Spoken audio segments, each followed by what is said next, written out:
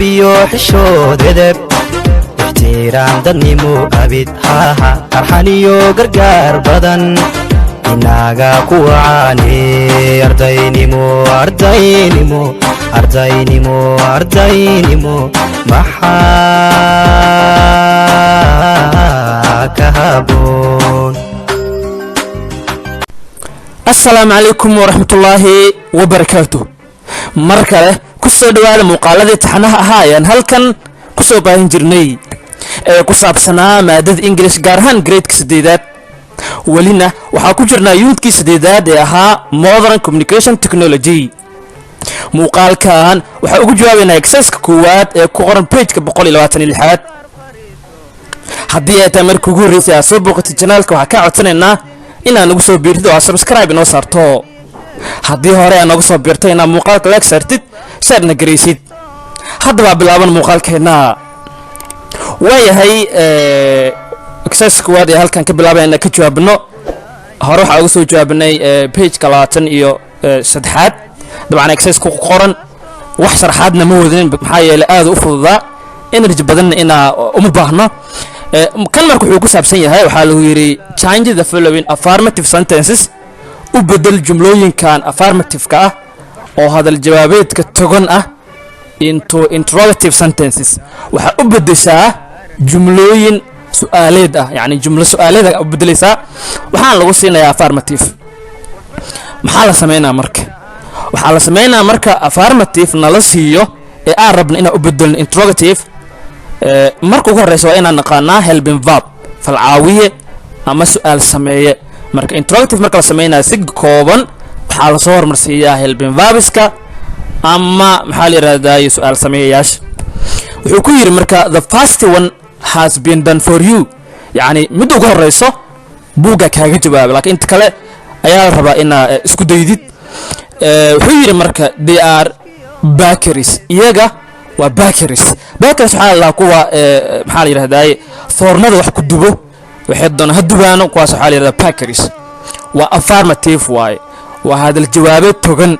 waxa u bedelaysaa marka interrogative form dabcan asagan kaga shaqeynayo they are bakeries aawe helping verb ku jiro ama su'aal sameeyaha aawe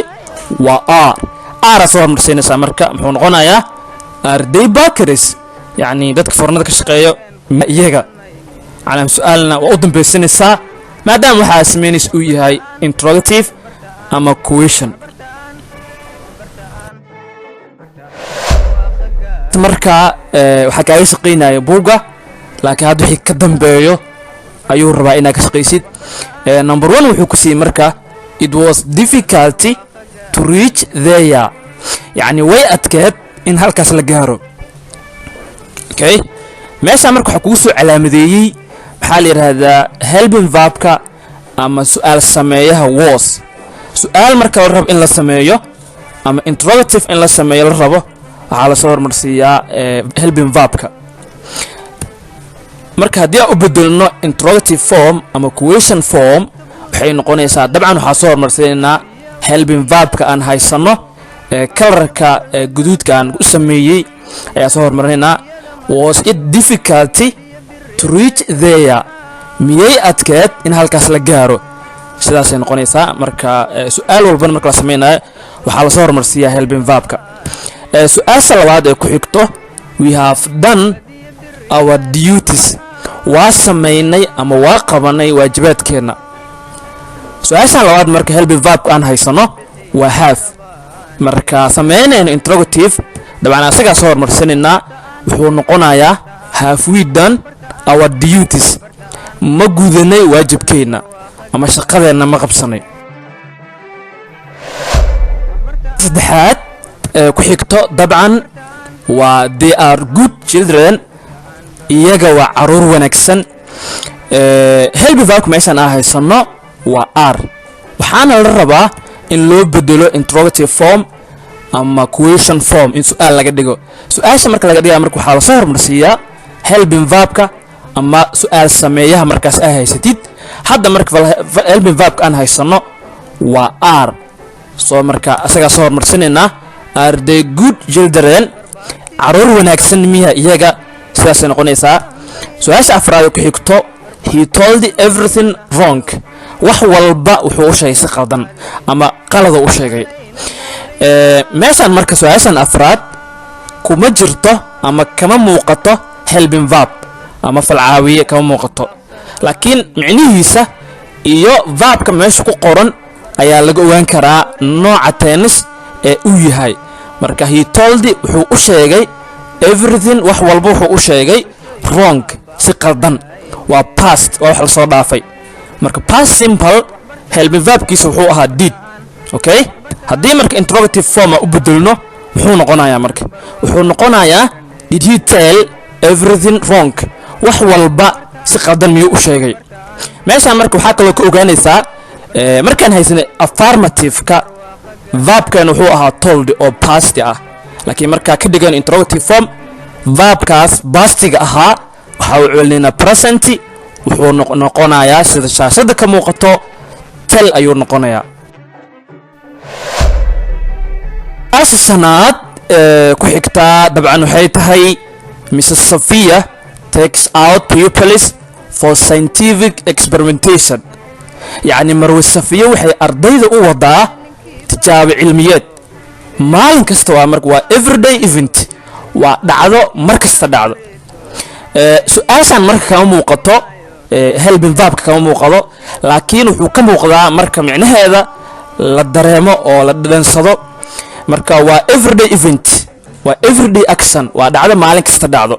waxaa helping verb u ahaa marka do iyo sidoo kale does haddii markaa u bedelno interrogative form ama hab su'aaleed haddii aan ka dhigno dabcan Mrs. Sophia waa she waa iyada sheena waxay qaadataa does soo hormarsii marka does Mrs. Sophia take out pupils for scientific experimentation miyay marwe Sophia u wadaa ardayda tijaabo cilmiyeed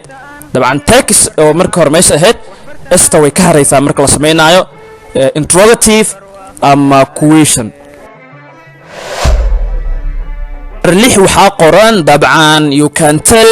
your father yani waa u sheegi kartaa aabaha waa u sheegi kartaa waa affirmative waxaa u bedelanaa interrogative form ama question form dabcan waa hab su'aaleed inta u bedelin dabcan waxaa sameynay